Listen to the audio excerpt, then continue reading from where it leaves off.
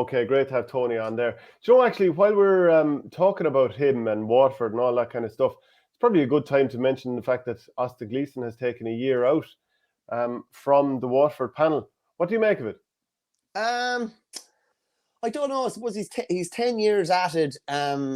He's had plenty of ups and downs. He probably the start of his inter-county career, he was hurler of the year and young hurler of the year in his third year as an inter-county player. That brings a fair amount of pressure with it as well.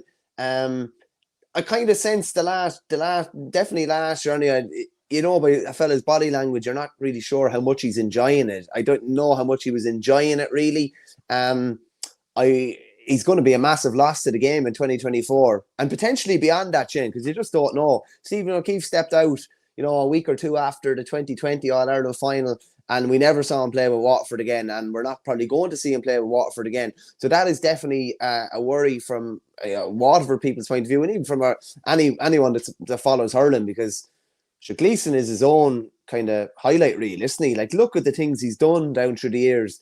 It is fellas like, and I know he can frustrate fellas at times as well, because maybe that consistency that people want is not there. But you pay to see, his goal against Cork in 2014. You pay to see the flick down on his knees. You pay to see that kind of stuff.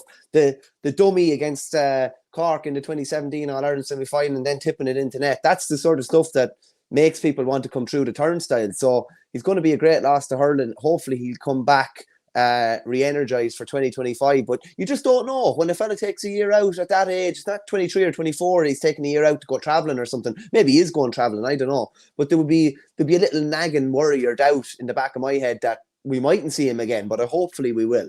Yeah, because I think he'll be tipping 30 by the time he comes back, if he does return for the 2025 season. And you never know, like with some lads, when they take a year out at this age, they'll be like, do you know what, there's more to life than that. Maybe I'm enjoying playing a bit with the club, assuming that he does continue to do that. But he's one of those players that whether you're interviewing him or whether you're watching him, he'll either say stuff or stuff happens on the pitch, because he's not boring whether he's on the pitch or in front of the microphone. And you kind of miss that. And, you look at John Bubbles O'Dwyer, and I spoke with Shane Brophy about this on Tipcast yesterday. Like, John Bubbles O'Dwyer is another person who, when he's in front of the microphone, things happen. I mean, you saw his post-career interview on BBC there not so long ago with Thomas Niblock, and it was very good. And like when he's doing GA Go analysis and all that, he calls it out straight. And on the pitch as well, he was quite creative, just hurling on instinct, not exactly necessarily hurling by numbers or talking by numbers like so many players do in the media.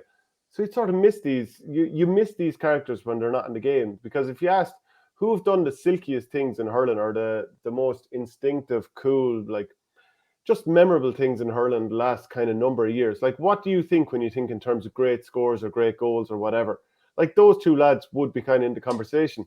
Austin Gleeson's goal. Yeah. Austin Definitely, Gleeson's those goal. two would be right up there. And I think, see, it's a tricky one, right? To me, I just think with talents like that, I think you just have to treat them a small bit differently, and you have to give them a bit of rope. I do, because they're different. They're not your robotic standard, maybe inter-county player. That's not to put everyone in one kind of bracket or anything, but I think you need to give certain players like that a bit of leeway. Like you need to give them a certain bit of leeway when they go out between the white lines, because if you let them do their own thing, they will make magic happen a lot of the times. But more and more, and maybe with the commitment that comes with inter-county, being an inter-county player now, and all the pressure that comes with that, there's a lot more lads opting out, and opting out at an early age, I'd say as well, an earlier age than before. And that's worrying. I hope we see Gleeson again. But as you said there, he'll be 30 for the 2025 season. And like maybe a year out will re-energize him, or maybe a year out will be like, yeah, I don't really want to do this anymore. So it's kind of a difficult one there. But the game does need players like that. They spark energy into a game like most normal players can't. Yeah. River Power says now Davey saying he shouldn't have forced Austin to play last year. Some man, I'm sure it's Cahill's fault. You did that too, Davey. Wow, having a fair cut there, River Power. Cassius King is same with Colin Fennelly, taking a year out and never came back.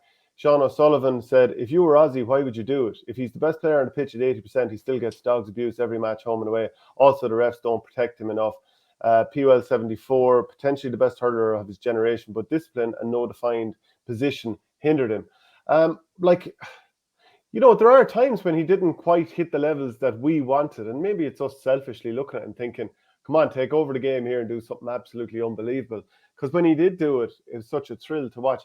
There's lads who've been out there hurling for 15 years, and, you know, they will never have even close to the highlight reel that this lad would have had over the course of one season. Just 2014 alone, his first year, that goal against Cork, when there's like, you know, if you do a still image at a still frame of one stage of him running in, it looks like there's about 7 Cork lads running after him, like Maradona against Belgium in 1982, if people know the photograph that I'm talking about.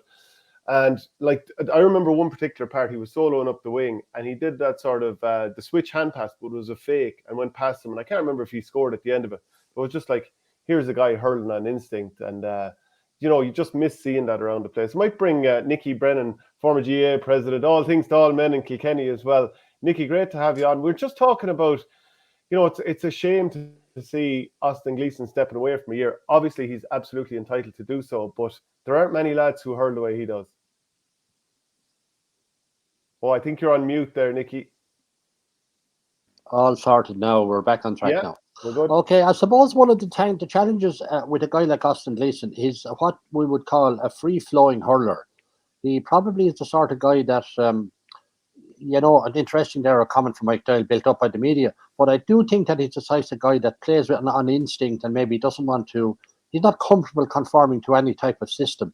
And it's gone that way now, very, very conditioned. You do this thing about possession, distributing the ball and all of that. So I'd say that's a little bit something that's probably got the better of him, and he's probably a bit frustrated.